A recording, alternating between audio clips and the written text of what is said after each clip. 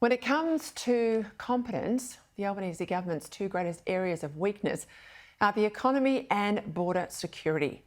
The government let 150 plus foreign criminals out of immigration detention when it didn't strictly have to do that. There's been a mini surge of illegal arrivals by boat as people smugglers test the government's nerve. And there's the issue of giving tourist visas to people from Gaza who can't possibly be getting adequate scrutiny because they're coming from a terrorist-controlled war zone. With the 3,000 tourist visas already issued to people from Gaza, the government insists that all the relevant checks have been made. Well, if that's right, how did someone who's routinely supported terrorism on his social media slip through under our guard?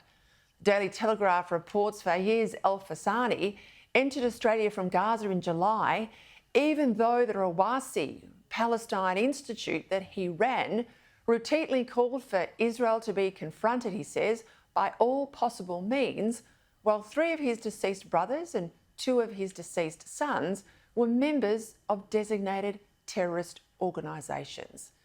Now, given the ASIO chief had a statement that said social media posts that support terrorism would be a red flag for anyone on a visa, how did Mr El-Fassani escape notice? And what's the government doing now about a probable terrorist sympathiser in our midst? If these allegations are correct, then the Albanese government has very serious questions to answer today. How did this person enter Australia? What visa is he on? Was it sent to ASIO for vetting before it was granted? And why has he remained in Australia despite these very grave associations? What are they doing? Nothing. That's almost certainly the answer, given this government's always considering revoking visas, but actually never does much at all. Has the visa for this individual been cancelled? The process for all of these visas for people who've come from Palestine has been exactly the same for every one of them. Prime Minister, has the visa of this individual been cancelled? The question's not different to the last one, and the answer's not different to the last one either. Have any of the tourist visas granted to those coming from the terrorist-controlled Gaza war zone since October 7, 2023 been cancelled? Prime Minister, does supporting Hamas pass the character test for an Australian visa? It's all of a piece, isn't it, with its general weakness on the Middle East, out of fear of a Muslim Sikh backlash in Western Sydney.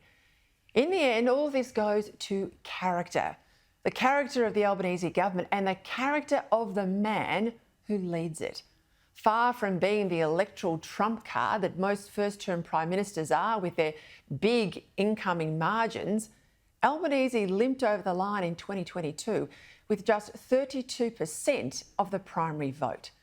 Now, since then, Australians have had a good look at the man and they think he's weak and out of his depth.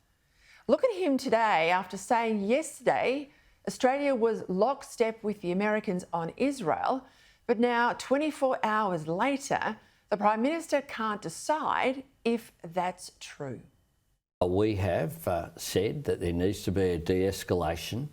They called for a ceasefire in order to have peace in that Israeli-Lebanon border, and they called for the implementation of the UN Security Council resolution that was carried on that. So is it a ceasefire, just to clarify, or do you support the US position now to allow Israelis to go in and degrade Hezbollah? Always supported the same position as the United States have put, Kieran. Is that contradictory, though? No, it's not contradictory. To say you're going to support them, push back Hezbollah, Kieran, but you want a that's not ceasefire. Contradictory. It's the same position that the G7 countries have had. Not properly briefed before his interviews, not across what our allies are doing. Obvious yet again, this bloke is just not up to the job of running the country.